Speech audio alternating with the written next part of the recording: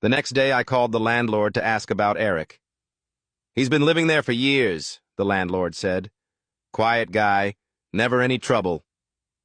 I pushed further, asking if he'd ever had complaints about Eric's behavior. The landlord hesitated. "Well, there was one thing. The tenant before you said Eric kept to himself, but acted strange. She moved out after a few months. Said she couldn't handle the atmosphere." I decided I'd had enough. I packed my things and planned to move out the next day.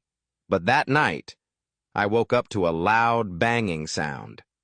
It was coming from Eric's room. Then I heard his door open. I stayed frozen in bed, listening as his footsteps moved through the apartment, stopping just outside my door. I held my breath as I heard the faint sound of whispering again, this time right on the other side of my door. Then, 3 knocks. Slow, deliberate. "Let me in," Eric's voice rasped. I didn't move. The whispering continued, growing louder and more frantic, until suddenly it stopped. After a long silence, I heard his footsteps retreating back to his room. When I finally mustered the courage to leave my room in the morning, Eric's door was wide open. The room was empty, no furniture, no belongings, nothing.